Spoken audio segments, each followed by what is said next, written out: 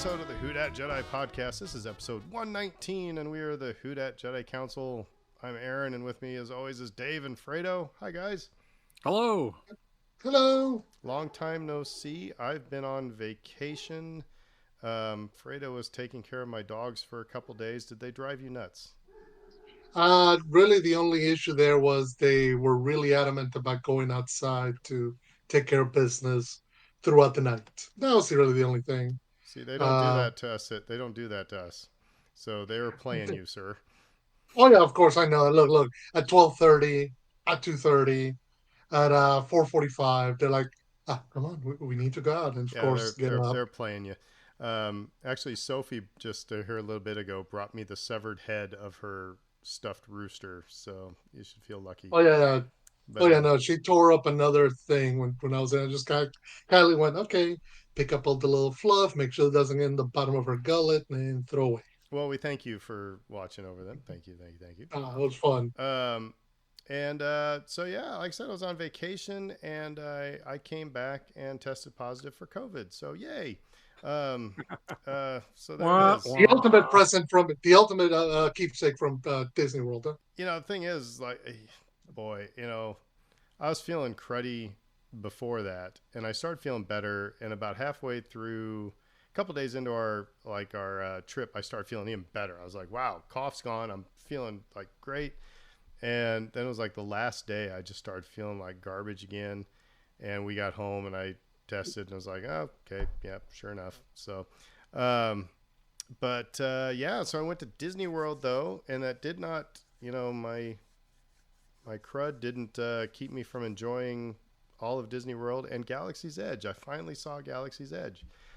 And it was interesting because, well, first of all, we got to... It was our second day there that we went to Hollywood Studios, and we went to because we're staying at a Disney resort, we got half-hour early entry. And so we went first to Galaxy's Edge. Right. And I'll just skip to the end here because after we spent so much time there, Britt said, so did it meet your was it everything you hoped for? Did it meet your expectations? This is something we talk about on this podcast all the time, is expectations. And like my instant reaction was, I'll tell you this. I said, it did not disappoint me. It did not disappoint me. I think, first of all, there was, when I first saw the Millennium Falcon, my reaction was typical Aaron. I was like, that's cool. It was like when I was a sophomore in high school, I went to New York City with the marching band and never been to a big city like that before. And I called home and my dad said, so how is it? I was like, it's all right. As he said, typical Aaron response. So that's kind of the way it was. However, when we were sitting there eating lunch and I just keep looking over and there's the Millennium Falcon, and I'm eating lunch and I look over and there's the Millennium Falcon. It's just like that. It's so weird. So we did buy a lightning lane for Rise of the Resistance later on in the day. So the first thing we went on was Millennium Falcon Smuggler's Run, and Britt and I were pilots, and I said, I'm sorry I'm going to be that guy, but I get the right seat because I wanted to launch us into hyperspace. And that's a fun ride. It's a fun ride. Britt and I were horrible pilots, just awful the first time around. The people who were in there with us had to be so mad at us because we were crashing into everything. It was just awful. Which as a matter of fact, then later that day we went again. And as we're walking on, Hondo says, oh, I can't believe that you're back. I mean, so that was kind of one of the creepy things. I can't believe you're back after what you did before. So it was like, because that RFID tag in there must be something to that, because then when we went a couple days later, we didn't get that sort of thing. The second time we flew it, we did better. The thing I was bummed about though is because it's so early in the morning, they were hustling us through quick. I didn't get to sit at the chessboard.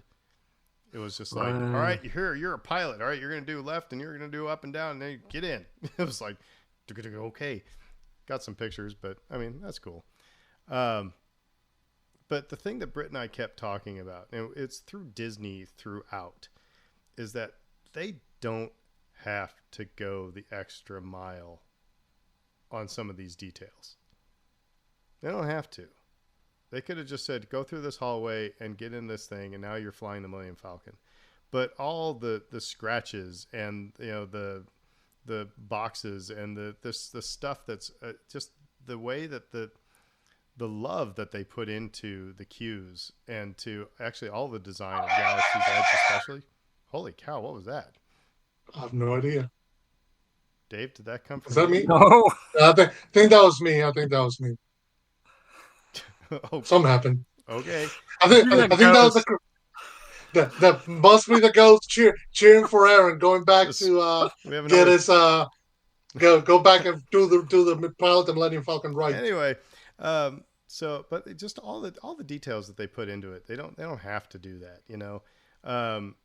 and that it, like I said, it was all throughout Galaxy's Edge. I got scolded by a stormtrooper, so that was fun. I do have to say, Rise of the Resistance,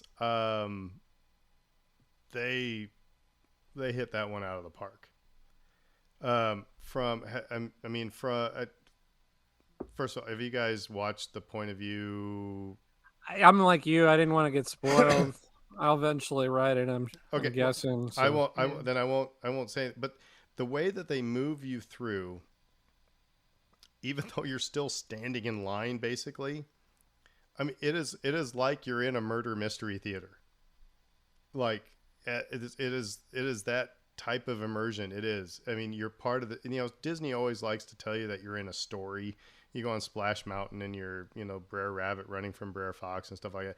But this is like when you have people dressed as First Order, officers telling you to get into a holding cell, and then you get yelled at by General Hux. I mean, they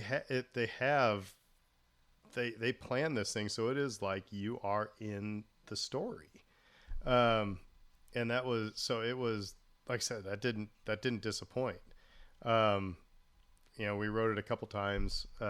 It was funny. The second time we got to Hollywood Studios, again, I had purchased a Lightning Lane just because I wanted to make sure I'd get on again. But it was like the wait time was 5 minutes at like 8 o'clock in the morning.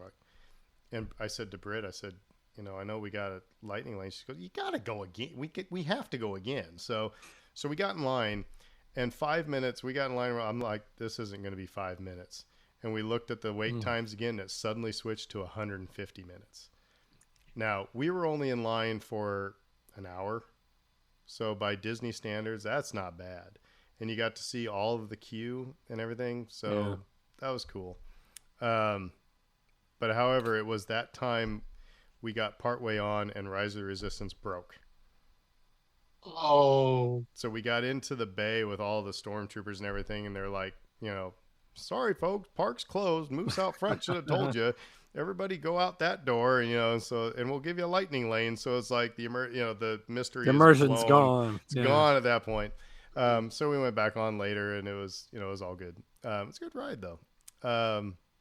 Savvy's Workshop, really cool. Dave, you've done that, and again, just such a special thing event that is. I will tell you this, I was planning on doing Savvy's Workshop and then buying a Legacy lightsaber, but the Legacy lightsaber that I wanted was not in stock. So I was like, well, let's see if I can get another reservation for Savvy's Workshop. And I ended up getting another reservation for a couple days later and built another lightsaber. And I will tell you that doing that a second time was not nearly as special as the first time. Every time I rode Rise of the Resistance was bonkers awesome. Same thing with Millennium Falcon. Yeah. Bonkers awesome. Building the lightsaber, first time was just incredible. Second time was like, I felt like Tackleberry in Police Academy. Like we're talking, when do we get the guns? When do we get the guns? It's like, because you start hearing, you've heard the script and they have a script, but no, it was still very cool. They put all that time and effort into, the details, like I said. So, like I said, Galaxy's Edge did not disappoint. I said and Oga's Cantina was fine. I was kind of taken off guard by our bartender who was like, it was like, have you ever been to, that I went to one in Texas. It was like, oh, what's it called?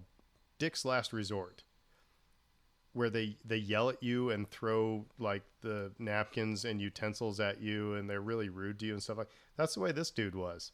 It was like he was like, "What do you want? Order. What do you want?" It's like, holy cow! I just want a flipping Star Wars drink and listen to the music. Shut up, you know. But Oga's Cantina, really, really cool. Again, the design of it was incredible. I got to thinking though it would have been cool, and then Scott Colesby talked me out of this a couple days ago, as he was in the street and I was on my porch. We were talking about this. I said it would have been cool if they would have done Galaxy's Edge all like Takadana, where Maz was. So you make the cantina Maz's cantina, and you could have her there, you know, and that whole area, instead of being this made up Batu place, it could have been something straight from the movies. But then he was like, but then any character that they would have brought in there would have then, I don't know, it could have caused some cataclysmic event and would have made everything just all messy. So it is probably better that they went with Batu. I think so too. And you know what I found when I was there was that it was very difficult to navigate. I felt like I was in an IKEA. Where... Yes, Nebraska Furniture Mart, yeah. No, you're just like trapped in there, and you're like, "How? Where am I going?" But I watched it. Which way is this? I watched a video on that, and they said that was on purpose because they want you to get. Actually, theme parks in general want you to get kind of lost so that you have that sense of discovery. And in Galaxy's Edge, especially, they want you to have that. Where the hell am I? And you turn the corner, and there's the flippin' Millennium Falcon. Yeah. You know, instead of the first thing you walk into Magic Kingdom and you see the castle. I mean, you can't help it. It's just right there. And so that is, you're right, though. You do get kind of lost. And especially when there was pouring rain, it was kind of fun to find our way out. But that was kind of fun, right? Like, we had the same experience where it was raining that afternoon. And it was like we're ducking under these canopies and trying to figure out how to get to Oga's. And it was like, all right, wait, it's over here. And then like there was a waiting list to get in. It felt like exclusive or something. You're like standing around out in the rain. Like, I don't know, all these other peasants are going to get in, but we're getting in. And yeah, I don't know. Like the whole thing, the atmosphere was sort of improved by the weather, actually. So, and I'm sure they designed it that way as well, where everything would look gorgeous, wet, and like all these surfaces and everything. It looks so lived in and foreign and I don't alien. And I don't want to spend the whole. I don't want to spend a whole gob of time on this, but I would have, knowing, you know, in my job, sitting in on meetings where they're designing a product. Can you imagine being in the meetings where they were designing Galaxy's Edge, and the nerddom that would have to come out in that, where it's like, no, that box wouldn't be sitting there, or there would be a scratch there, or there would be, you know, because like I said, all the love that they put into this, it did not disappoint. They did not half-ass it. So not at all. Yeah, not one little bit. I remember the Falcon, like you hearing you talk about that, like not having enough time to like experience like the chessboard and everything else. We must have had 90 seconds, 2 minutes, something like that. But it was just whirlwind, like, you know, because I'm like, you're just taking it in and it's like, what? Yeah, it's so disorienting because you're like, wait, my brain is telling me that I'm there and I'm not. I know I'm not there, but it's just like, you're like, wait a minute. So time seems to just sort of slow down. Well, yeah, you want, and you do. It's like you want to say, like, dude, I've been waiting forever. I just let me sit here and look at this. I don't care if 8 people go in front of me, you know. But yeah, and it was So that was odd because I remember like being aware, like you're not gonna have much time in there. Go, and then we went in, and like my kids, like we're gonna pose for photos and everything, and I'm like trying to rush them through it because I know other people are trying to do the same thing, but it just, while doing all of that, still just sort of getting lost in the moment. It was surreal. So Could you tell me right quick, how good of a job do they do in hiding the lines of sight so you're not aware of the rest of Disney you don't see while you're anything. You inside? don't see anything. Mhm. It is it's just the rocks of Batu. You absolutely do not see anything. Um, and what's also kind of cool is when you're going from this is like by Star Tours, and Yeah. there's this Yeah. like tunnel that you go through, Yep. and it's cool because it starts with subway tile, and then it kind of changes to a different type of raw stone until then all of a sudden it's just rock. So it is like you went through a time warp or something. Even just that design where the tunnel starts with Mm-hmm. what was before. Disney does that well when you're going from land to land. The music, keeps on going. Then it kind of morphs into the music of the new land. And they did this visually with, like I said, the subway tiles to stone to earth and rock. Um, and then of course the ships and the droids and everything there was good detail. Um, That tunnel, it I just recently rewatched Roger Rabbit, and it was like that. Like you go through this tunnel, and then suddenly you're in Toontown. yeah, Mhm. And it's like it was like that sort of transition, and yet it felt like completely natural in a way. So so that was Aaron at Galaxy's Edge. The Bespin Fizz, the drink, it never stops bubbling. And that's if there's any part of Imagineering that had me confuddled, it is that. I don't know what has to be that they put it in an uber cold glass, but it never stops fizzing. And that's the other thing is that the mixologists, they could have just made, you know, make a Cosmo and call it, Rancor's blood. They didn't have to make whole new invent foods. a Yeah. whole new drink or a whole new food. Yeah, they could have Yeah. just given you a hot dog and said it's a Ronto, it's a Ronto dog, and it's like okay, and everybody would have paid $11 for it and been fine. But they went this extra mile, so that was pretty cool. So anyway, um, can't wait to go How's the back. rest of Disney? What's that? How's the rest of the Oh, vacation? it was awesome. We had a good time. Genie Plus. I will tell you, I was telling Scott this too. I became a pro at Genie Plus. I was stacking fast passes like nobody's business, and figuring out how to work all that. A lot of people are ticked off by it, but it worked fine for us. But we're only a group of two. We're not a family of five. Trying to maneuver that. So for us, it was fine. Yeah. No, it was all good. It was all good. Um, Teacups good? what's that? The teacups were good. Yeah, yep, and Small World, yeah. Uh, no, it was the best week I've had in over a year, and I know people sometimes get down on Disney adults, and it's pardon us for liking to escape for a week. So anyway, but we don't need to talk anymore about my Disney vacation. But that was Galaxy's Edge. It was, like I said, did not disappoint. So we're gonna skip trivia. Let's just go straight into some news. Fredo, what's going on? Well, actually, if it's okay with you, I'll just mention one bit of news and then I'll just launch into all the Star Wars celebration. Because talking about immersing yourself in something, last last pod we did, we said they're holding all the news for celebration, and sure enough, it's like all the Christmases came all at once. So the one bit of news I'll say is we'll mention the passing of Colin Cantwell, who passed away last week at the age of 90. He was one of the designers in Star Wars. He designed a number worked in 2001, Close Encounters, but he's best known as the guy who designed the X-Wing, the TIE Fighter, the Star Destroyer, the Death Star.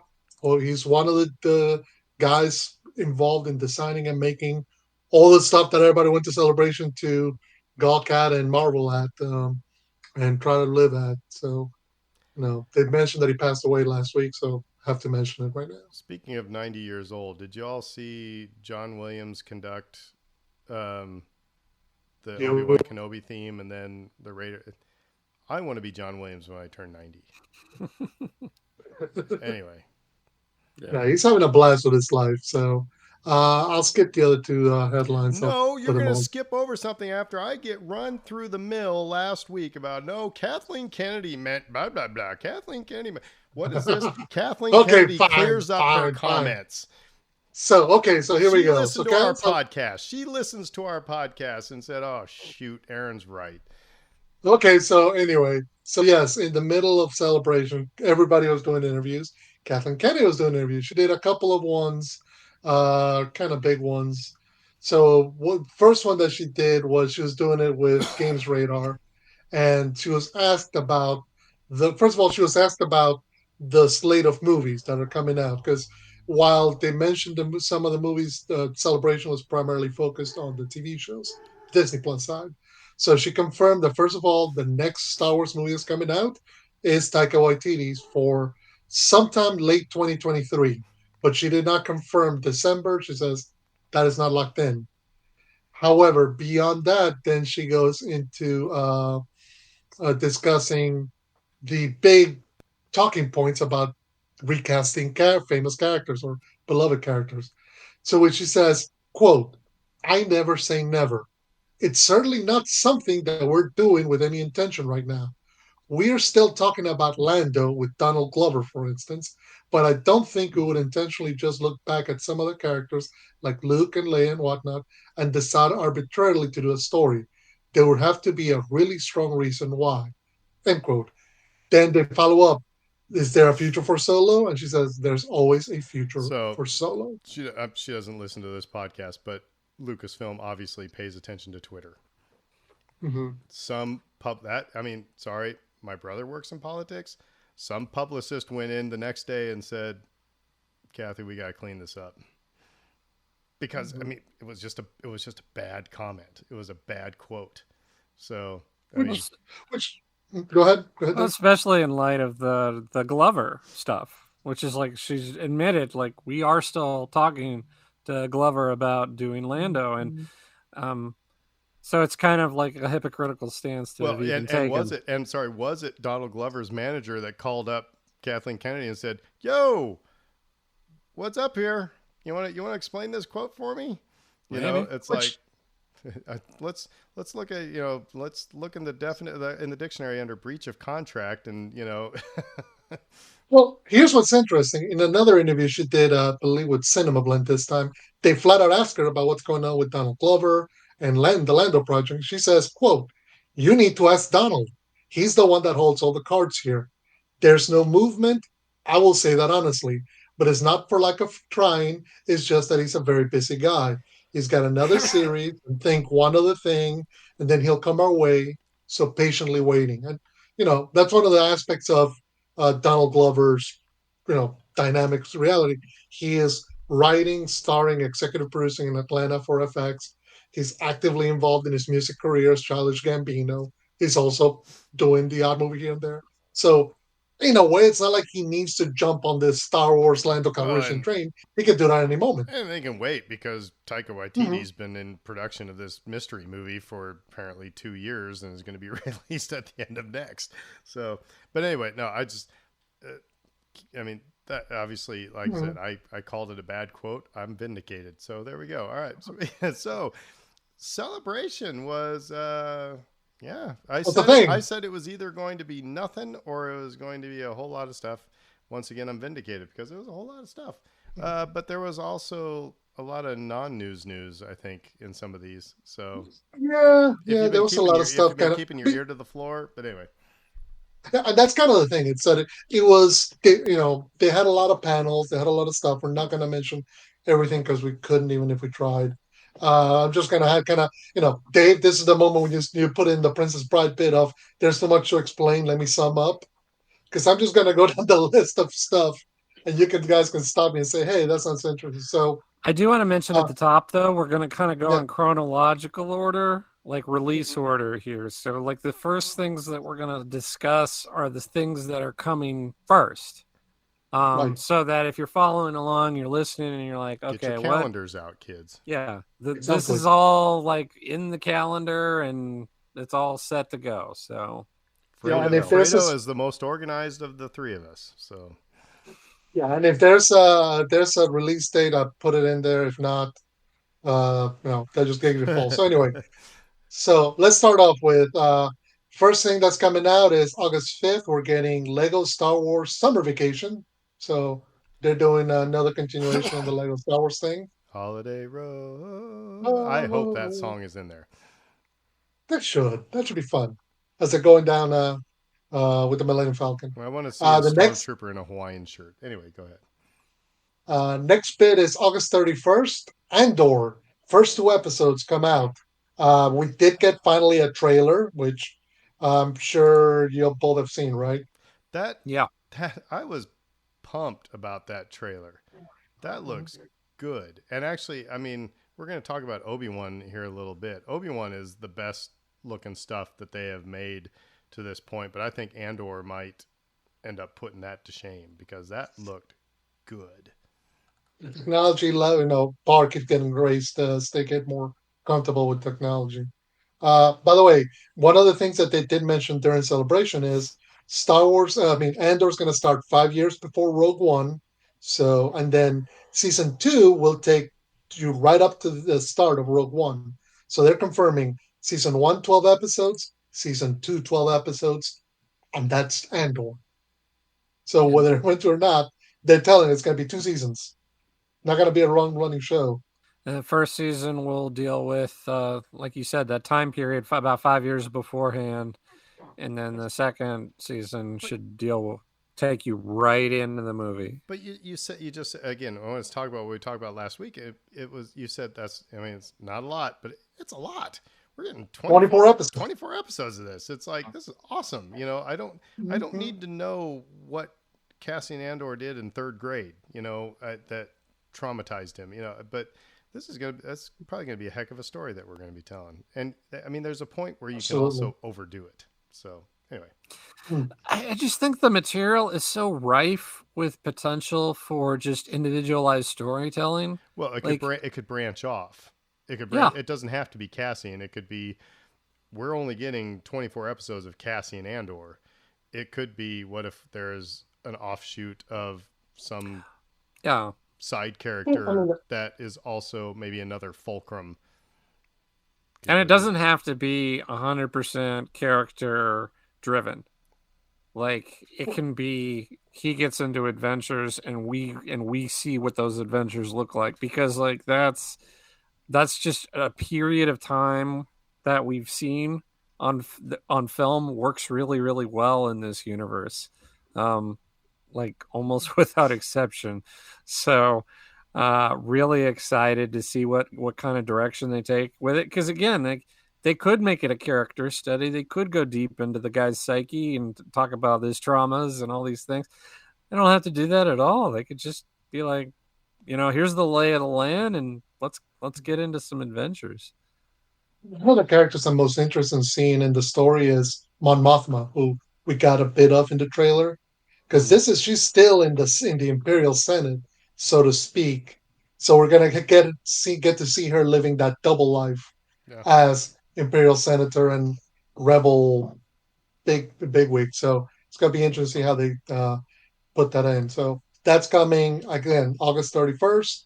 Next thing after that will be Bad Batch Season 2, which is coming this fall, and we got a trailer.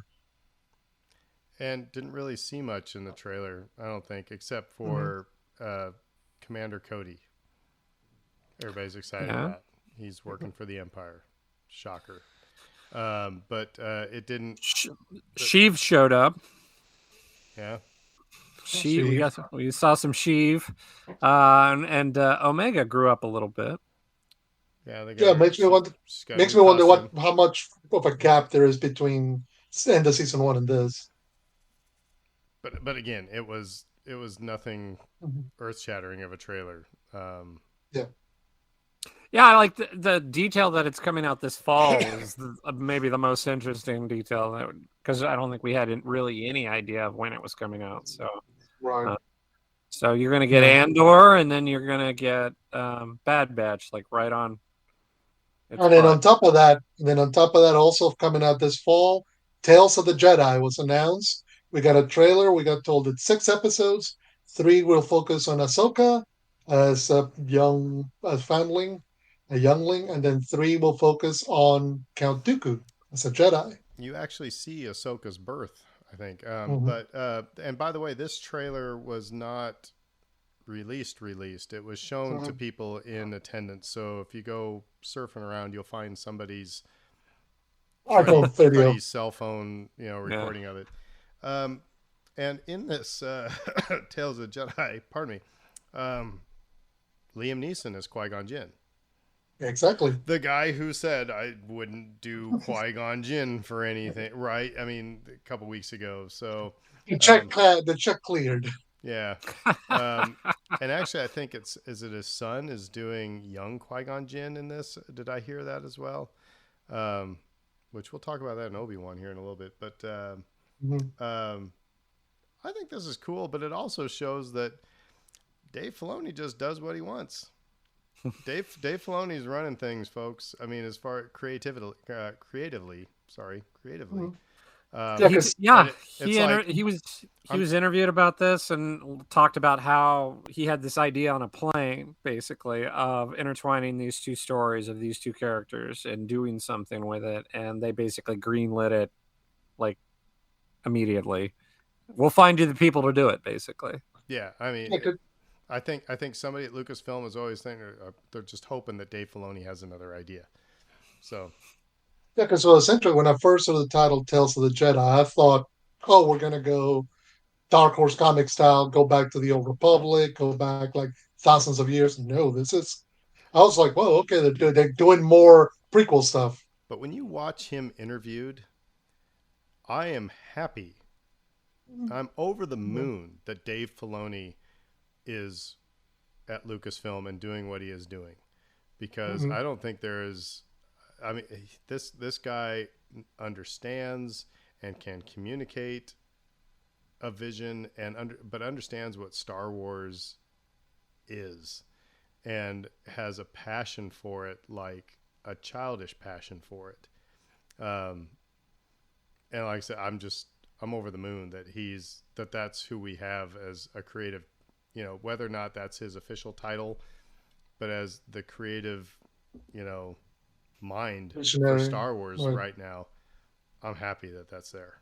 So. It's really interesting to consider the concept of this show, which was he had an idea, a brainstorm that these two characters would be the centerpiece of this show, and they don't, on paper, at first glance, they don't have anything to do with one another, and so how are their stories going to tie in with one another? Is it going to be kind of a compare and contrast kind of a deal, or is there going to be an actual sort of interaction there? And I think that's really, really kind of cool to speculate about.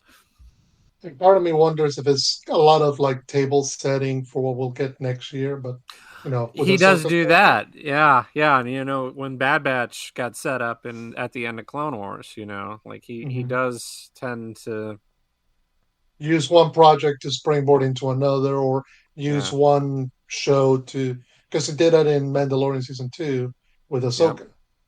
So speaking of that, Mandalorian season 3 announced for February 2023. There was a new trailer that was shown. I'm not sure if this was put on for everybody to see, but it was definitely a new trailer shown at Celebration. So it was funny. Was it Skooks on Twitter that said he said, let's see if this tweet, how well it's aged or something like that. That he said Mandalorian's season 3 is just going to go and start picking up random kids to, train, and stuff like that. And I just replied, I said, have you seen Book of Boba Fett? He's like, no, not yet. I got about, like halfway through and then I stopped. I was like, you need to watch it. But that's the thing. I mean, there it is. It's like, he has no idea of what has happened. And I don't know. I can't remember. I think it might have been Skooks. But anyway, has no idea. It's like, you need to go. So kids, you don't know what we're talking about here, you need to go watch the Book of Boba Fett right now. I've heard that from a couple of other people too. Just like, well, I watched a couple of episodes and I couldn't get into it, and I haven't finished it yet. I said about the last 3. You need to watch about the last 3. Mm-hmm. So I said, like, look, I'm not revealing a lot when I say this. The Book of Boba Fett is a very poor title for that series. Like that is Mandalorians, plural. yeah. I mean, bottom line, that was a poor title because that's not Mm-hmm. what that show turned into by the end of it. But Mm-hmm. But it uh, was interesting seeing the trailer, just how much they're focusing on the mandate from the armorer about what Din needs to do to become a Mandalorian again, and how much it focuses on he said Bo-Katan. Bo-Katan, everybody froze up. Yeah, and it goes back to Mandalore and whatnot. So, yeah, that It'll be trailer was interesting. one of the fuzzy shot at the bottom of a well trailers for me. I don't think I saw the original yet. And but still was interested enough in the material to enjoy it. Grogu makes an appearance, and the armor chastises him. And if you know anything about what you think you know about the armor at this point, that like, well, yeah, she's she's going to keep that up, and she's going to keep talking badly about Bo-Katan, and we know that there's going to be a confrontation at some point over that. So I want to remind you once again that there's people who have speculated that the armorer was a Darth Maul follower because her Mm-hmm. helmet has the horns. So I think we're going to. I mean, that would make sense why there would be at odds with Bo-Katan. A Anyway, specific one, yeah. too. hmm Yep. Yeah. So So, right after that, spring 2023, we're going to get season 2 of Star Wars Visions. So the anthology animated show, which interestingly, for season 2 will go beyond Japanese animation. They're actually opening it up to other animators, animation styles from around the globe to kind of, get into Star Wars and kind of do their own thing with it. Don't think they showed a trailer. I don't think they had much beyond discussing that it's coming back and this is what they're planning That on I mean, doing. and But that'll be I'm that'll be for it. interesting because I mean, it's like when somebody says anime, it's like I have a mental model of what that is. Granted, it's Speed Racer and it's Robotron. Was that right? Robotech. Robotech. Robotech. Um, but when somebody talks about Irish animation, I don't have a mental model for that. Or South African. I don't have a mental model for that. So this is going to be kind of cool. Mm-hmm. There's good likelihood that this you know ignorant Midwestern born white dude is going to probably see an episode and go, what the hell was that? But that's good. That's good to be exposed to that, because who knows what this otherwise, if it's just animation's animation, but what makes Irish animation stand out apart from anime or apart from Fine. anything else? So that'd be cool. It's going to create an interesting juxtaposition. yeah. Yeah. If I had one critique of Visions the first season, it was that it seemed a little samey from Mm-hmm. story to story to story, and I think like the fact that they're potentially spreading out and going to different potential sources here can only be a good thing. So Mm-hmm.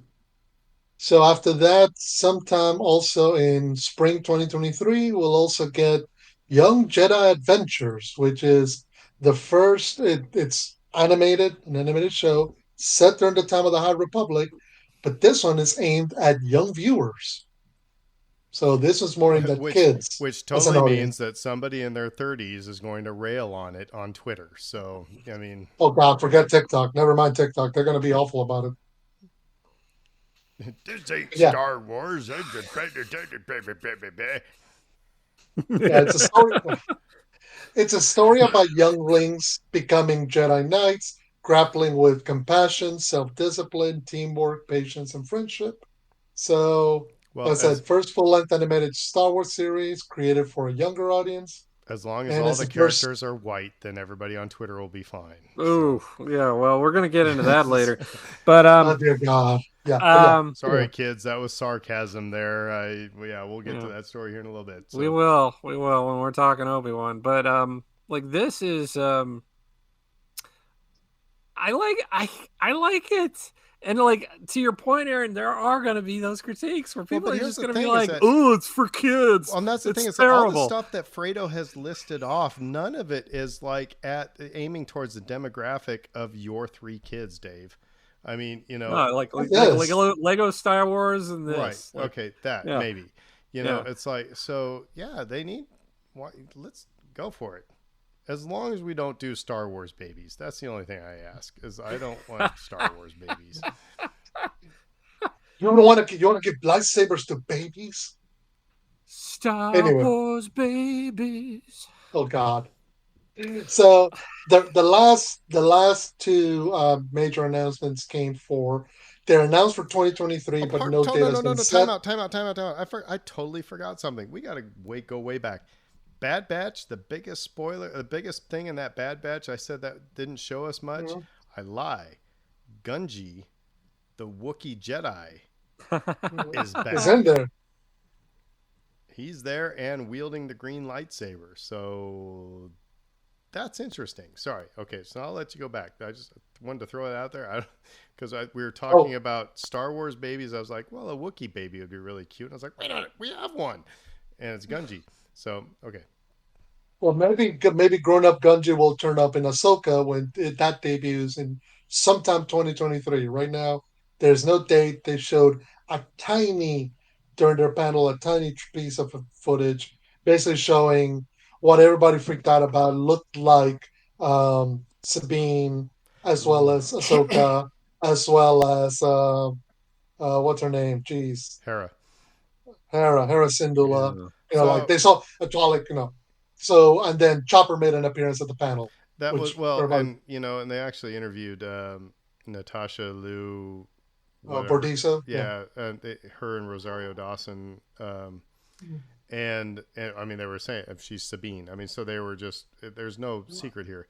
However, it was funny because I was out in the yard playing with the dogs, and Britt comes out and she says, "I'm wondering how much of the summer reading I'm going to have to do." So she obviously pays attention to what we're talking about because she saw the recap of this trailer for Ahsoka and how people were freaking out over Hera and Sabine and all this stuff, and I was like, yeah, there's actually, and honestly, I think, ladies and gentlemen, the last season of Rebels, probably like the last 5 episodes, you'll probably be fine. At least to get to know who these characters are, because by that time, Kanan's dead. So we're dealing with Spoiler. Massive spoiler alert no one's ever really gone. for a 10-year-old show. But anyway, I just watched about the last. I was like, I could show you a couple episodes, and she was like, actually, I'd probably be fine because I'm nerding out over this all the time anyway. But I mean, Cover the whole thing. But however, I do want to say that I hope this doesn't become a Rebels sequel, and I hope it becomes more of about Ahsoka becoming a Jedi. But of course, maybe there's going to be a second season. So. Is it misnamed? We talked about Book of Boba Fett being like horrifically misnamed ultimately, and I feel like this, like to your point, is feeling a little bit like Rebels 2, Electric Boogaloo. Well, though, and we talked about also, like when you start talking about, people. I was fine with Rosario Dawson being cast as Ahsoka. But the minute you start having more, if it's not going to be Vanessa Marshall as Hera, it's not going to be Tia Segar as Sabine. It's not going to be, Taylor what's his bucket as Ezra whenever he comes back. So is that like the more that you add to that, is it going to make you feel more unsettled as far as where I'm at? Probably. Is it like be I more feel like cosplay than it is, continuing the story? what I would suggest, and they're probably smart enough to know this, is that you need to fold in new characters that had nothing to do with that previous story, because like that's how you create distance naturally. And so, yeah, you recast everybody. It's gonna feel weird. It's gonna feel different. So lean into that and make it different I because thought you were going you've to say what I titled it suggest is something for you to different. drink heavily. But, I mean, but just also, lean into that. but also, kind of one of the advantages, one of the realities is this is a show that's taken place at least a decade from the last time we saw these characters. Is it? So actually, well, I mean, And put it this way: with the that, last Yeah. time we no, saw these, what I've heard though in that trailer is that we see the end, like that last scene of Rebels. You see, yeah, the mural the and the mural. Sabine, and they're recreating that. So this is picking up. This is like 6 years later, because, or we'll put it this way: when we saw Ahsoka in season 2 of Mandalorian, that was 6 years later from Yeah, that moment. and she was looking for Thrawn at that point. Right. So And this might go back a year or two, but I don't think it's going back to the time of the rebellion. So in other words, my point being, there's a sufficient distance from that show where you can say these characters have grown, they've changed. So any differences can be chalked up to that. But execution's the big deal. The other, I, the other. I, What? no, I was just gonna back you up on that. No, no. But I Okay. think like I also think like people, all three of us are going to feel really strongly about them needing to nail it because we all love Rebels.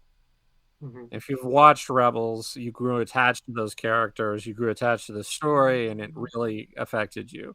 I have friends that say like this is the best Star Wars television. Period. No qualifiers. Rebels, and so I will. people feel strongly about this. Yeah, So I will. yeah, I will say that I would. I wish that I know where he's going to go with this, and it's going to be that continuation of the Ezra, where's Ezra story. hmm Um, I wish he would have just done another animated season to wrap that up, and let the Ahsoka show be about Ahsoka post all that stuff. But We'll see, because I mean, yeah, in some ways, there's something to be said for the juxtaposition that's going to come in terms of Jedi being a Jedi that Ahsoka has versus the one that Ezra has. Whereas Ahsoka was born and raised and trained in the time when the Jedi were numerous, saw them fall apart. She left the Order. Versus Ezra, who was trained by a half-trained Padawan in the middle of the rebellion, and yet, in some ways, his final act that we've seen is the most Jedi of all, the sacrifice. So it's going to create an interesting dynamic between the two of them, I think. Uh, no, we don't have long to wait. So Exactly, next year. And then next year, the other thing that got announced was officially we got the reveal that Grammar Rodeo is Star Wars Skeleton Crew, which is a new show going to star Jude Law and a group of kids. It's going to be set in the New Republic era and follow kids lost and trying to find their way home. right on. which is So, which is kind of what we already knew. We just got an actual title for it and found out that Jude Law was in it, so that's cool. Um, did you skip one on purpose? I just kind of mentioned that. I mean, because this wasn't a movie or TV show, this is a video game. We got a trailer for Star Wars Jedi Survivor, which is the follow up to Jedi Fallen Order. It's going to be for next gen consoles.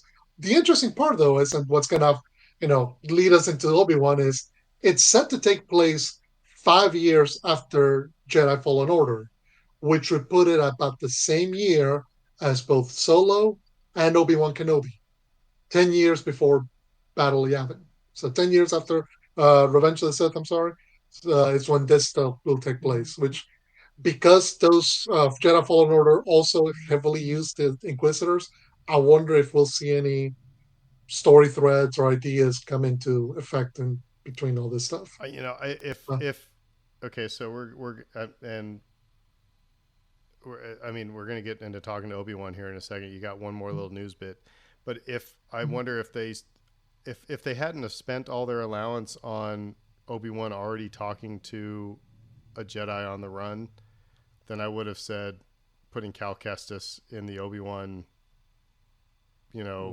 linking those two together would have been a good idea. Now it's just going to seem like, oh, here's another Jedi we're running into, which maybe it's going to be. So anyway, but I'll let you get the last bit out before we talk about Obi-Wan. Just right quick, that it was officially confirmed that Star Wars Celebration will be next year in April. And if you're looking to go to it, save up your pennies because it's in London. Yeah, so it's officially confirmed that Aaron's not going to Celebration next year. So. Oh, come on. I mean, maybe Nebraska will play in April in London. London, right. Yeah. So, all right. Well, man, tons, like I said, tons of stuff. I said it was either going to be feast or famine, and it was feast. There was a lot of stuff, and that wasn't even all of it, kids. So go check out their YouTube channel. You can get all the daily recaps and things like that, and you can see some of the interviews. Hayden Christensen and Ewan McGregor were like all over the place. Actually, did Ewan McGregor like allude to more Obi-Wan coming up? Anyway, well, he's been talking in that way, and then is he just going all Moff Gideon on us? Giancarlo Esposito. Yeah, just running his mouth. We got a Harrison Ford cameo, right? Yeah. Yep. During the that who wasn't did expected. he owe money to? That's what I want to know. Is who did he owe money to? It was like, hey, Harrison, you want to come? You want me to do what? And it's like, you owe us. And he's like, oh, okay.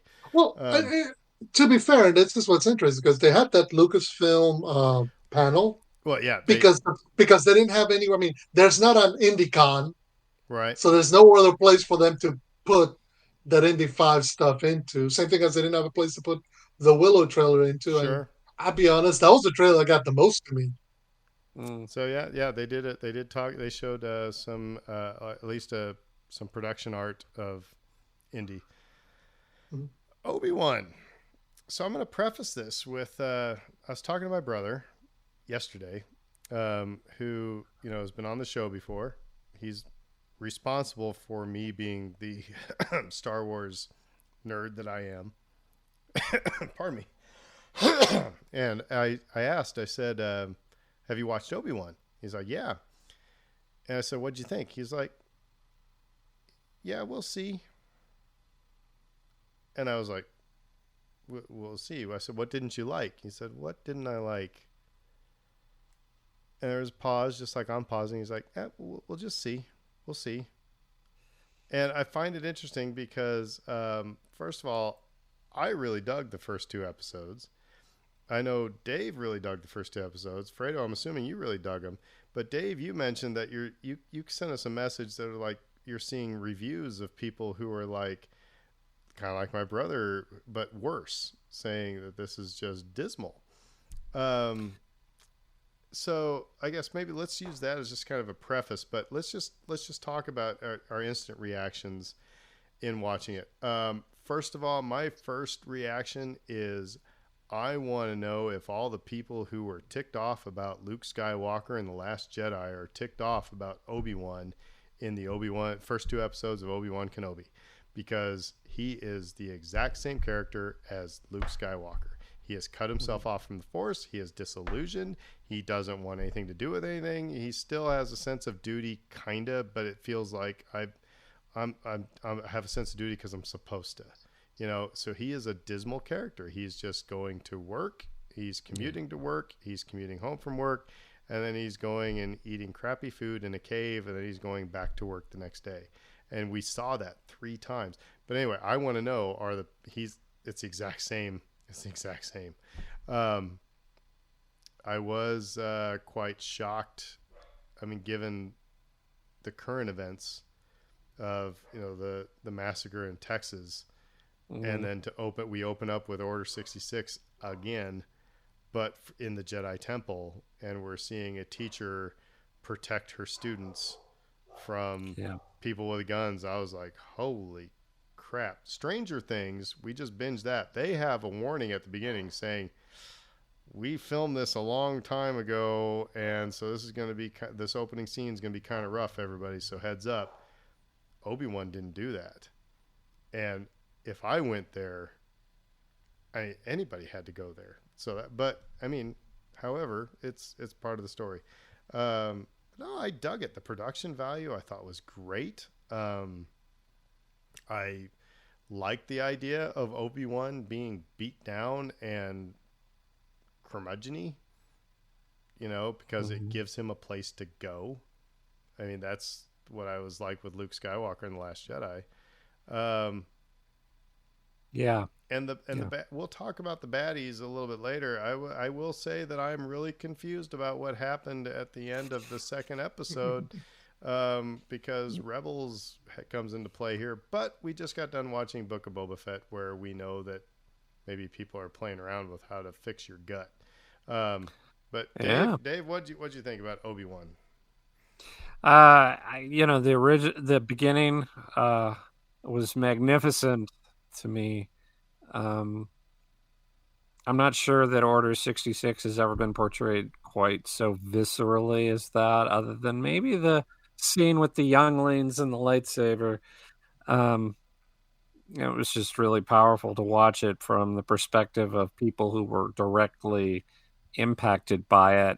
Which, by the way, are we all pretty much in agreement that one of those younglings is Reva, the third sister? So anyway, okay, keep going, Dave. No, yeah, I think they absolutely set that up. Also thought that it might have been a redirect in that the younger Jedi that found Obi-Wan on Tatooine, I thought they might have been setting that up as well. Oh, excuse me. Dave and I are both recovering from this, so pardon our coughs. Yeah. But so it opened with a bang. I loved that. And I just thought the first chapter was just spot on perfect and exactly what I expected to see from it. And then and I really appreciated the redirect. Did you guys figure out why are they showing Alderaan? Why are they showing Princess Leia? Did you guys figure that one out? Not at first, no. Yeah. No, I don't know where you're going with this, because that was one thing I was like, wow, I was surprised, because Britt and I were talking about this at dinner. I said I was surprised at how much they focused on Leia. So what is your point here? I mean, they clearly were setting up the kidnapping, and the reason for Obi-Wan to leave planet. Okay. Yeah, okay. I mean, there was only you got to think there was maybe a list of 5 things that would have gotten that guy off that planet away from Luke. Well, and he says as much to Bail. He's like, my responsibility is to this kid. So I thought that was really sort of genius, that would be the thing. By the way, that little girl was perfect. Oh, yeah. Yeah. And all that stuff, for me, worked really, really well. And it just... like I said, it was a bit of a redirect, because you're why are we watching Leia? Why are we on Alderaan? What's going on? And it clicked into place about halfway through. Fredo, your thoughts? So I'm much in the same with you guys regarding the overall. I mean, starting off with Order 66 kind of has become the touchstone for Star Wars fans. It's like, it went from a minor moment in one movie to the defining moment for a generation. But it's interesting, and I'm certain that one of those kids was Reva, because I even saw people breaking down that there's some, whenever you go back to episode 3, that same bridge where the kids are at, later on, Obi-Wan and Yoda find younglings dead there. So I thought that the representation of Obi-Wan in the first episode was excellent. I mean, it makes sense. This is a guy who's living with PTSD. This is a guy who's living with the weight of his failure, who, is trying to. The only thing he's got to live for is this sense of mission that he's got about protecting Luke.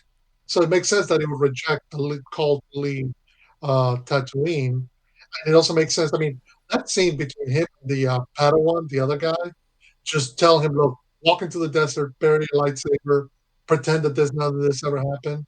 And I mean, it was harsh, but it's also true. That's what you expect from this character at this moment.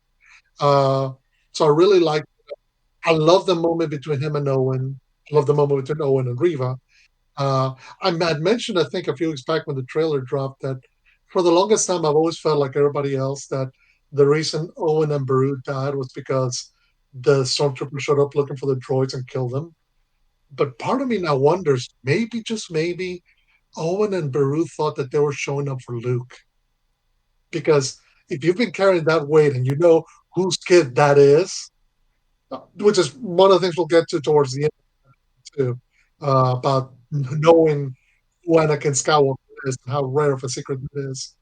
Uh, but overall, I mean, I really loved the first episode. I really enjoyed the second one. I love the young lady. I mean, like she was perfect. She was perfect as you can totally see this little girl growing up into the Carrie Fisher or the Leia that you see in episode 4, and the However, Leia that you see in episode 8. kinda. The thing that was a disconnect with me was because of from the Yoda chapter of A Certain Point of View for Empire Strikes Back, where he goes on about how he wanted to train Leia because she was serious, she was disciplined, she was everything Luke was not, but they were Mm-hmm. really showing that Leia was just as reckless and as adventurous and everything as Luke. So now I'm saying that's just one little disconnect. However, I mean, I thought the little girl was awesome. I liked Mm-hmm. that portrayal. Um, yeah, what is first of all, there's a couple things that stuck with me that I find interesting is that all the Inquisitors have pardon me, third sister, sixth brother, Mm-hmm. number brother sister, and she has it as well, but she's also known as Riva, which humanizes her. So are we going to see a shift? Are we going to see a redemption? Are we going to see some sort of conflict there? Because otherwise, why would you give a baddie a first name? Okay. So Yeah, because we that's haven't gotten a name for the Grand Inquisitor. yeah. I mean Never did. that's just something that I found interesting. But to Dave's point about, I know I'm skipping all over the place here, but to Dave's point about the people who were complaining about these first two episodes, and I said this at dinner tonight as well when Britt and I were talking. I said, because she's an English teacher, and I said it's obvious that people can't stand exposition, and that's what these first. I mean, the first episode was all exposition, and the second episode was all right. We're getting off into our adventure, and people in this Disney Plus stuff, it's like because there's not a bow wrapped at the end of an episode where everything has been resolved for them, I think they get mad. Yeah. Yeah. And Fredo brought up a good point, I think, in our chat, which was the nature of the storytelling is so different in television versus film. In film, you're pressed for time. You have to get this stuff just out. The story has to be done in 2 hours, ideally, and sometimes 3. And television is not set up that way. So it will be a little more deliberate and sometimes to a story's benefit. You get to find out more about what makes a character tick and where they're coming from and more of their background. You get to explore some of those things a little bit more in depth. And so there are pluses and there are minuses, but it does make the storytelling a little bit more deliberate in nature. And I also do wonder if the model that Disney Plus uses, because they could very well do the same thing that Netflix did with Stranger Things, where actually I think they just kept the last 2 episodes of this season. But Netflix normally just here's the entire season. you can watch it once a day, once a week, or you can just binge it all in one sitting. Disney Plus has never done that. They're doing better now in regards to, oh, we'll give you the first 2 episodes. You can watch that.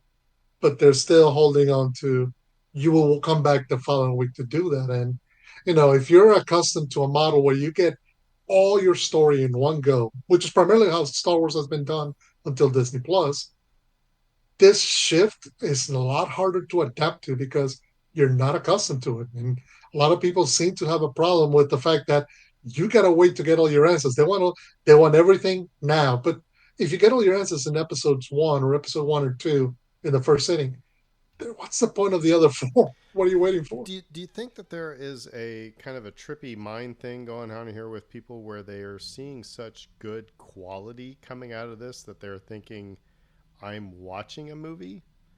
And so there's something that trips them into, I should have this result, at the end of it. Because again, Maybe. I mean, it's not like you're watching the Ewok movie, it's like you're watching quality stuff here. And so I don't know. It'd be interesting to, somebody needs to do like a doctoral study on this. I mean, this would be a fun little research study. I do think some people just hate joy. I think that's a thing. There is a market for hating a thing on the internet. True. So that is a thing, and it is the coolness factor of, oh, well, the modern Star Wars sucks, and we've seen that since Phantom Menace.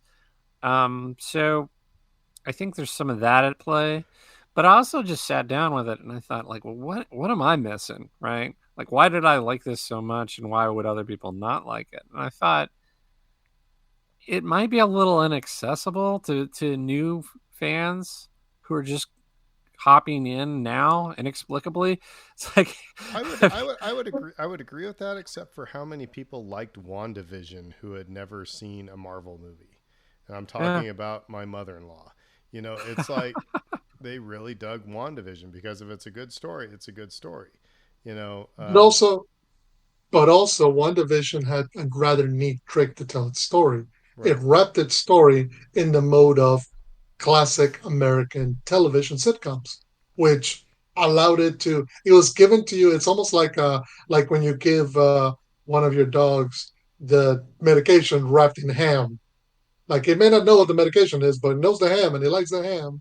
So much in the same way, WandaVision, that was the judo move to get people to start watching it. But normally wouldn't have to be like, what do I want to watch a Marvel show? Whereas I think with Obi-Wan, because it's connected, this is one of those issues that I think we hope that Filoni, Favreau, Kennedy, the whole team behind it, eventually branches out of, is the fact that right now all the stories are interconnected. Kathleen Kennedy mentioned that during both Celebration and beforehand. Now, right now, it's all interconnected, whether it's Disney Plus or the movie.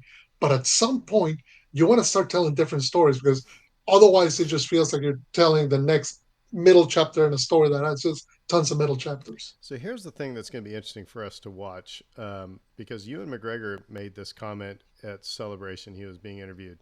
And it seemed kind of like just a throwaway comment.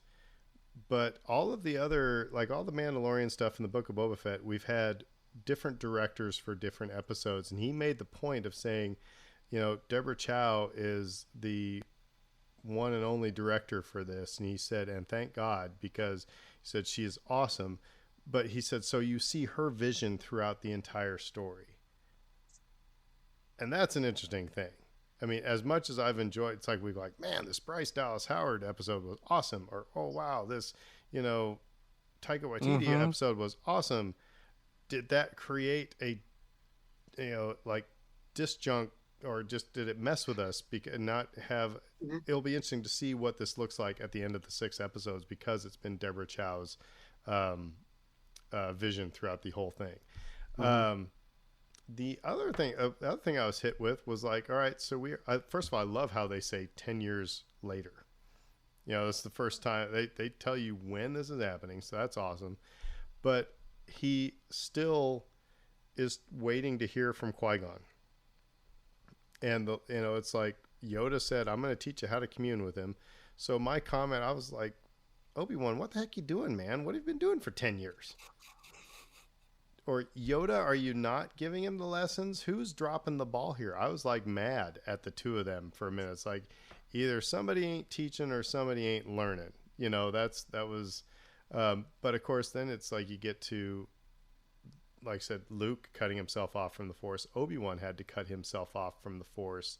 Otherwise, it's like, the minute he does something, Voldemort will know where he is and he comes and gets him, you know, and that was alluded to in the episodes. It's like, I can't ignite my lightsaber. I can't use the Force because that then makes everybody's ears go up and find that's where he is. So how do you commune with Qui-Gon Jinn and stay hidden? Okay, you don't. I think there were a lot of really neat details too that were probably not that we haven't touched on yet. Slicing off the little piece of meat to feed to his steed. Yep. Yeah. Did you know that those were carnivores, by the way? I had no idea. Yeah, now we know, right? But that was just like a lovely little detail, which is like there's still a compassion and a consideration for other living beings that you're seeing through that simple action. Because he repeats it, it's not just a one-time thing. He keeps doing it. I think that's important. I think that informs where he will end up. To your point, Aaron, he's not where he should be, but where he will end up will be a reflection of that sort of mentality or ethos. I liked, I've seen it pointed out many times on the internet since that Leia refers to him as Ben Kenobi in episode 4. Yeah. And how would she get that name of all names, his pseudonym? Well, she interacted with him, and here you go. So this is actually kind of a fun little tie-in there that you get to see how that. you get a little bit of hint at Leia's Force abilities.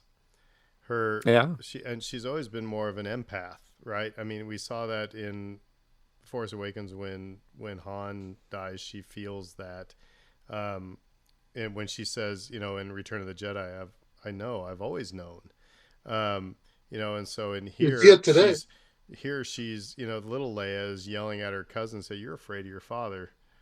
She's basically reading his mind.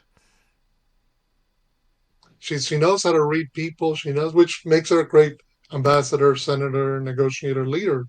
She knows how to read people, how to tell exactly what they're feeling, exactly what they're afraid of, or which, it's interesting seeing it at this point that it's already so well developed. But that was one of the things that I really appreciated about it, because up until episode 3, we'd never seen Alderaan beyond the moment it got blown up. And then we got to see a little glimpse of it. And now getting to see a little bit of it and getting to see Leia with Bale, seeing that relationship, her knowing that she's adopted, but that she's treated like any one of the family, the dynamic between her and her parents. It creates a good juxtaposition from what we know of Luke, because we know that at some point Leia's going to have to grow up and become the center again, become the person that we see in episode 4. But getting to see all this, it's a treat. It's just wonderful to get this bit of information, because it's not something you expected to get. You thought you were going to get just Obi-Wan background story, like seeing Obi-Wan living his day-to-day exile life was cool, because wow, you didn't realize. I'd never thought of. I thought he just lived out in the desert. I didn't realize he was so involved in how did he fed himself, how did he kept himself alive. Makes sense. But getting to see this side of Leia's life, which we hadn't gotten any glimpse of, is awesome. Well, and did you like the moment where he stopped because she reminded him of Padme? Yeah, of course. Yeah, I mean, yeah. So, yeah, the whole thing is, and and I was. It was also interesting when Leia, is in trouble, and well, first of all, she's giving him crap for not using the Force. She's like, "You're obviously not a Jedi. You're not." And then when he actually uses the Force, that's when you realize he shut himself off because he struggles. One of the most powerful Jedi ever, struggles. So I mean, so far, I mean, we could go along about all these moments that we like, and and at the end, he is clued into the fact that, and actually Reva says, yes, Anakin Skywalker is alive, and she connects. We talked about it last week. It's like she connects the dots for him that Anakin is Darth Vader. So it's like, hey, how does she know that Anakin is Darth Vader? How many people know that Anakin is Darth Vader? Of course, there is security footage of Anakin Skywalker being called Darth Vader, so maybe she saw it as well. Who knows? It wasn't common knowledge. No. Thrawn himself had to piece it together. Like, Thrawn didn't know. Like, there are a lot of major players within the Empire itself didn't know. So what do you think she is? Her comment when the other Inquisitor says, what do you hope to gain by this? And she says, what I'm owed. That's the interesting thing. What is the connection between her and Obi-Wan? Was she supposed to be Obi-Wan's Padawan, but he took Anakin instead? I'm not sure about that, just because Obi-Wan was very young when he took. I mean, he literally had not. Think back to episode 1. I don't know. No. He literally had not completed being a Padawan when he defeats Darth Maul. But she's also gets named a Jedi Knight, and next day but she's also young enough that it could have been Anakin is now not a Padawan, and so maybe she was next up to be Obi-Wan's, and then I don't know. I don't know. There's something there. There is a history there. But I really appreciated her character. Just to what if she was in line to be Anakin's next Padawan? Could be. Yeah. Because she got denied. She got denied that by Obi-Wan in a way. Yeah, one of the interesting, and this is one of the reasons why I brought up Jedi Fallen Order and its sequel, because they lean heavily into the Inquisitor's backstory in that video game. I mean, the whole point is when you're playing Cal Kestis, you're on the run from the Second and the Ninth Sister, and the Jedi Knight who takes you was actually the master of the Second Sister, but she basically betrays where she's at because the Inquisitor, once you get taken to their fortress, you are not just tortured, you are broken physically, mentally, emotionally, so that they can rebuild you in the dark side of the Force. So there's always this juxtaposition between all the dark side uses about trying to get as much power as possible. But because these are all the Inquisitors are either Jedi or Padawans who were taken, tortured, beaten, abused, and then turned to become Inquisitors to hunt down Jedi. In other words, their abuse victims turn to become abusers against others.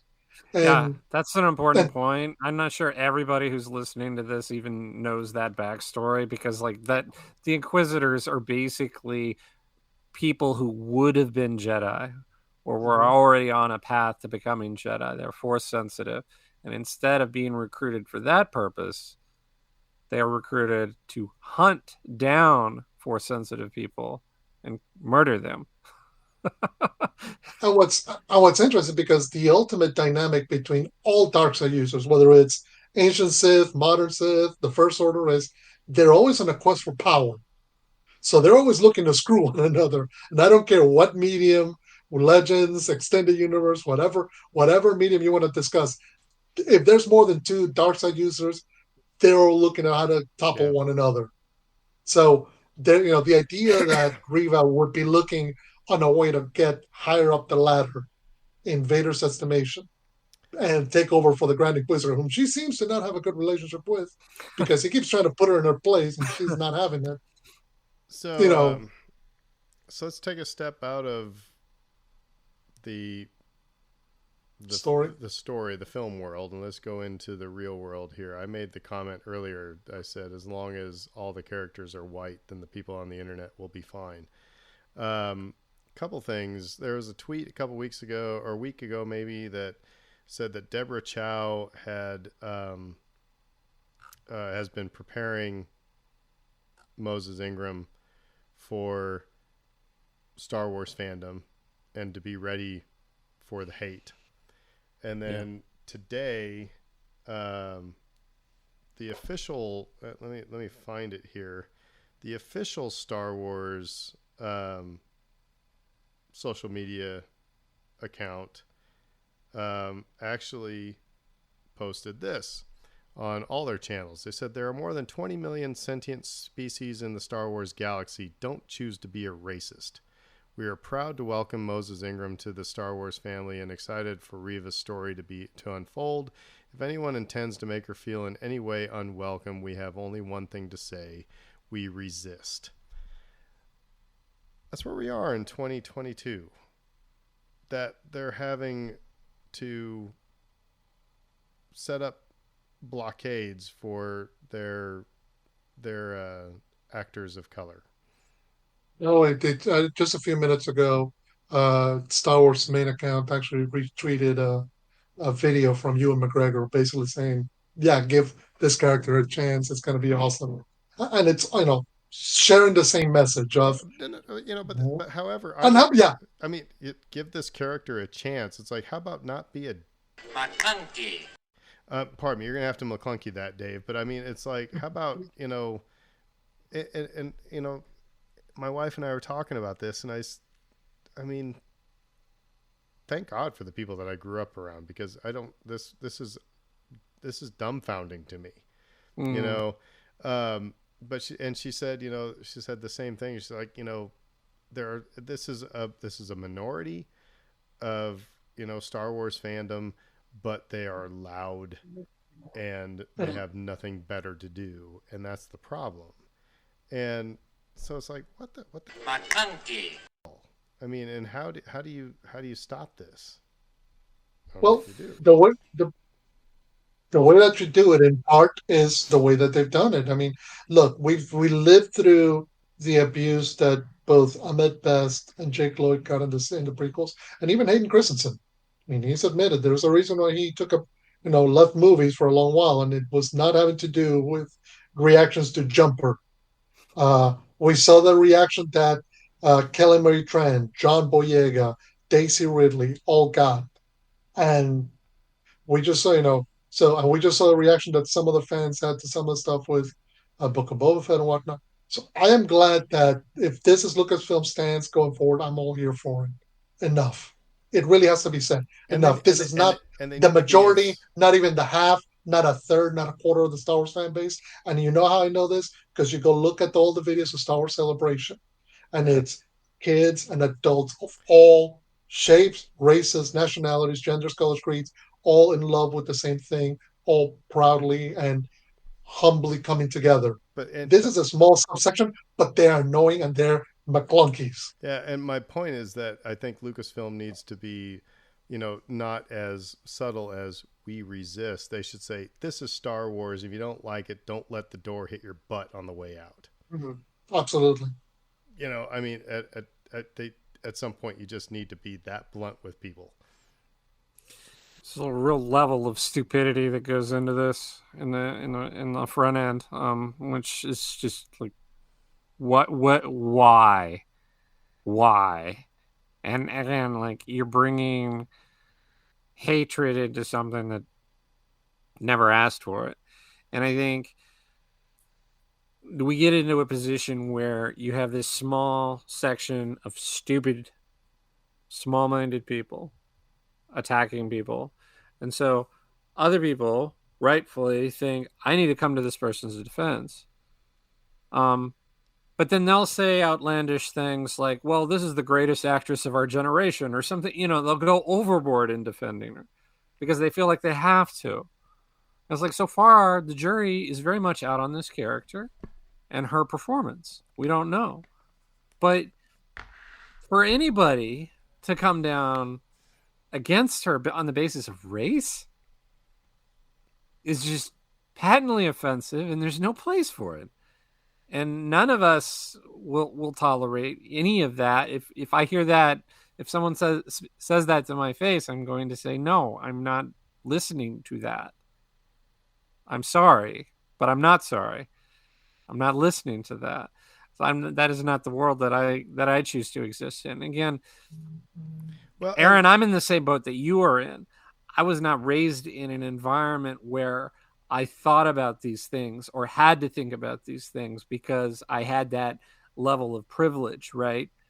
But I was also fortunate enough to not be slapped in the face with this kind of thing repeatedly. And like, You know, I'm not going to say anything about the political climate in the country because, again, I know that that can ignite an entire different conversation. But we're in a position today in this country where I hear this stuff yeah. more often today as an adult than I ever did as a It's kid. far less taboo. Mm-hmm. Right.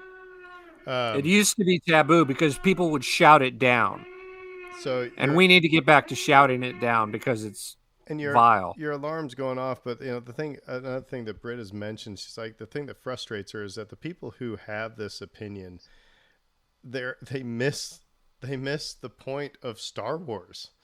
It's like, you do realize that the bad people all look the same. Now they you know they I even wrote it into the story. they integrated a little bit, in the sequel trilogy, but it's like, growing up, all the baddies they all look the same. They're all white dudes, and the Rebel With Alliance, British accents. with all the good people, they have different aliens. They have men. They have women. They have they Droids. have diversity. It's Aliens. like, you're missing the flipping point of Star Wars. Diversity good. Homogenous bad. It's like, so it's how do they? I don't know. Well, again, it's the same thing as always. This is a lot of this is my Star Wars, and therefore it must fit to my definition, and always and only work for me. How dare you make anything that will may work or appeal to somebody else? No, it must always fit me. And it's Well, like, and how dare no, anytime you make somebody different from that, you put a woman in power, that threatens me. You put a black woman in power, that threatens me. So yeah, it's I've seen the stupid kind of arguments where it's like, well, why does diversity matter? Why is diversity good? Because it's like, you treat everybody equally. That's why. I mean, like, there's nothing that's about a person's appearance that makes them superior to another person. well, End of discussion. and what we've talked about all the time is that representation matters. That mhm. No. it's we had friends. They were older friends, and I don't mean that as an excuse. They came to visit New Orleans, and we were driving them downtown. This is back when Robert E. Lee was still, up on the pedestal. And one of them said, I don't understand. It's why is it such a big deal? And I said, first of all, the guy never was in New Orleans, but beside that, I said, no African American in this city should have to walk in the shadow of the biggest white supremacist that this country has ever offered up. They shouldn't have to walk in that shadow. And it's, yeah, I mean, so representation matters. To see, an African American, in a prominent role. Well, I mean, She-Hulk is getting a little bit of this as well. It's, we're gonna see this in Miss Marvel, I am sure. The minute You're that gonna is see this. released. I mean, You're gonna see this in Andor. You're gonna see this in Ahsoka. I mean, just the fact. Look, Lucasfilm was front and center when they came out with that Vanity Fair issue, and we said three of the four people on that cover were Latino. yeah, So you know that the people having a problem with Moses Ingram right now, they're gonna turn right back around and have a problem with whatever comes out of Andor, or whatever comes out of Ahsoka, or because that's their mo. Their mo is, unless you're appealing and the world reflects what I want to see 100%, this is crud. And you know what? I love the fact that Lucasfilm is saying no. We have a global fan base. We have a fan base of every kind. and we are going to make a Star Wars for all of them. And it doesn't need to appeal to you, and you don't have to like it. And if you don't, well, thank you so much. And I mean, maybe again, we got to wrap things up, but maybe a way to combat this is that, the the people who are making the most noise attack those individuals. Those of us who are on the light side of the Force, we need to directly offer the support and praise, and not just talk in generalities of racism is not allowed in Star Wars, but say at Moses Ingram, whatever her Twitter handle is, you are an awesome and valuable member of the Star Wars family, and we love your character, blah blah, because they get hit more with that. That's how you drown out the idiots, because the idiots are personally attacking, and we tend to generalize and try to make this umbrella, but that's not as effective. Anyway, it just sucks when she's trending right now. That's how big a deal that this has become, is that now she's trending because some idiots were awful, and so here we are, and it's like, she didn't ask for that. She didn't ask for any of this. She asked to be in a Space Wizards movie. I mean, this is the role of a lifetime for her in many ways. There are actors who dream of just a little cameo, a 2-minute appearance in a Star Wars movie. This should be a great thing for her, and it's gonna be a great thing for her. And I hope that she knocks it out of the park. We're still, next episode drops tomorrow. We're gonna be looking forward to it. We hope that it comes out great, and this just springboards her into more and bigger and better. And by the way, I don't know if you got to see, there was a little moment that they shared where she, just had a moment geeking out about the fact that she's an action figure. Yeah.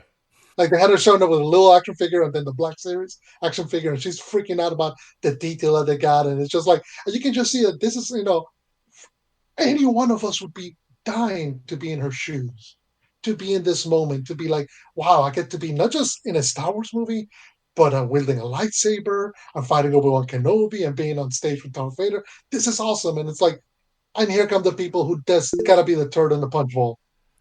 Well, the unofficial motto of this city is "Be nice or leave." So yeah, I think we need to we need more of that. Dave, what is this thing you just shared?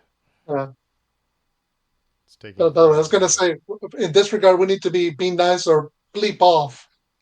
Yeah. So it's just a picture of her taking a selfie with Hayden and Ewan. Yeah. And that's beautiful. And that She shouldn't has be every right crapped to, on.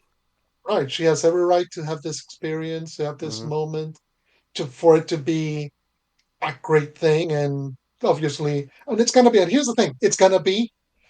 Unfortunately, there's gonna be that roll of the bit of toilet paper to the bottom of her heel, saying, "Oh yeah, they're jerks down here too." Well, we also have a lot. Everybody has this. We've joked about it. That's not my Star Wars, but we all have that, and we need to get away from it. Oh yeah, I saw people saying that. Oh, this is not going to be canon for me, and I'm like, Star Wars is not yours. Star Wars is not Dave's. You have to figure out what is Star Wars. It is not. I've often wondered this. Like, you put a piece of art in the museum. Is that still the artist, or does the community own a piece of that? Is it a little bit of a timeshare? I want to make one last distinction too. You get the final word. You get the final word. Okay. There is a difference, and I think we've talked about this on this show too.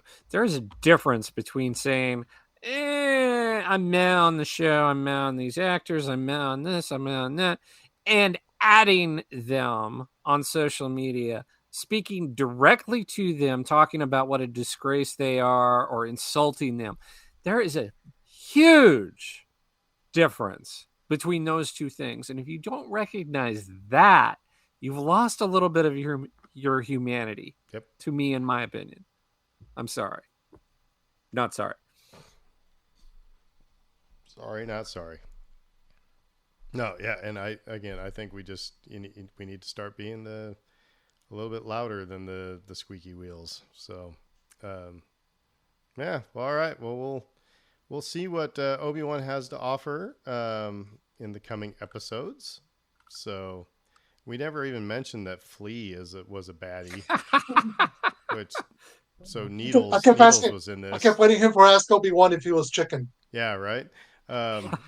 So that was awesome. So all right, well with that we will we'll check out. And I guess we're going to say who dat.